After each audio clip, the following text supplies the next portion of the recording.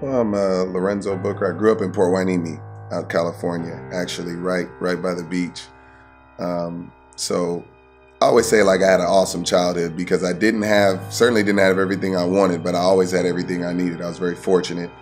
I never had to worry about where my next meal was coming from. I always had a place to sleep. I always had a birthday party and things of that nature. But it was more like a sandlot, a lot of kids around, I had a lot of family. I have a real big family. But, I think when you don't have everything you want, it lets you focus on the things that matter most, which are relationships. And I built a lot of strong and positive relationships that were able to last. And I appreciated them then, I like to think, but I really grew to appreciate them as I got older, seeing how many people around me had those kind of relationships diminish and mine were still pretty firm. So, pretty good childhood. I think I started playing football right when I came out. There was never an aha moment for me. I was born and I just always wanted to play football. I mean, to the degree that I would cut my mom's shoulder pads out of her work vest before I was able to have my own pair of pads. So, I always knew what I wanted to do. And, at that time, the age limit was 8. So I would play catch with my older brother or my best friend on the side of the house, just kind of waiting for my opportunity. School was challenging, and I don't mean challenging in a way that, I had a learning disability or anything like that. It was challenging because I wasn't interested. I felt like I didn't belong in a way, and to go deeper on that, basically, I felt like I wasn't learning about myself. Really, I didn't feel like I was learning anything that I was going to apply outside, other than reading and writing and math, the basic stuff. But, I never learned about myself in history. And I would always wonder why the other kids, particularly the white kids, had this bounce to them. They just were confident, and not to say that I wasn't confident, but I mean, if you're in school and all you're learning about is how great your people are, and then here I am, this African-American boy, and everything you tell me is either my people were always scrounging to get where you are, and then you don't tell me anything else after that, then I'm kind of feeling like I'm stuck. My people were stuck, watching humanity develop on the sideline. And what people don't understand is everything that you try to accomplish in life first starts with the belief that you can do it. And as a kid in school, when you're not basically given that confidence, it can be tough. My favorite teams were the teams that my brother liked. So I liked Nebraska. They had Tommy Frazier and Lawrence Phillips. They were killing people. And in the pros, I liked the Buffalo Bills, which, they broke my heart 4 years in a row, but that was my squad. But as I got older, I had the proclivity to gravitate more towards athletes that I felt like stood for more than just scoring touchdowns. So, Ali, obviously, he's the man. I mean, that guy gave up, as much as any athlete, because he felt his connection with not just his people, but people in general.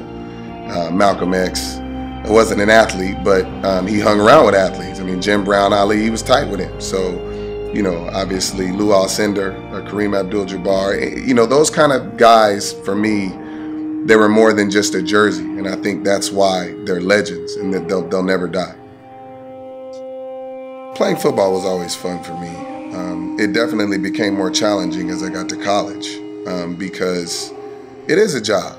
It's not a game when coaches are, making millions of dollars. It's not a game when there's 90,000 people in the stadium. It's a game, but that's a job. I mean, that's just what it is. I mean, if your livelihood depends on how I play, that's not a game. Because in Pop Warner football, it doesn't matter whether you win or lose. No one gets fired based off of performance. They're out there because it's fun. That's what a game means. It means you'd like to win, but ultimately it doesn't really matter in the grand scheme of things. Oh, it matters. So since you can lose your job based off of performance, then and even technically people don't realize this, you can lose your scholarship. Your scholarship is not guaranteed either. Your scholarship is actually a year-to-year thing. So technically, if you were my coach, you could take my scholarship after a year. So, and people don't realize, now they don't, because then that would completely ruin your argument for this being amateurism, right? If I can be fired off performance. So they don't do it, but legally they could. So that in itself right there tells you the fact that they won't guarantee a kid's scholarship for 4 years tells you in itself what they think about the student athlete dynamic. But in terms of it being a job, I mean, that's your first of all, you're away from home, and for me, I was, almost 3,000 miles away. So, when I get hungry, what do I do? Retiring is different. You hear a bunch of stories about it just being gone, and that's what it is. But for me, again, I had began in college starting to try to think about different things. I think it was like 2004.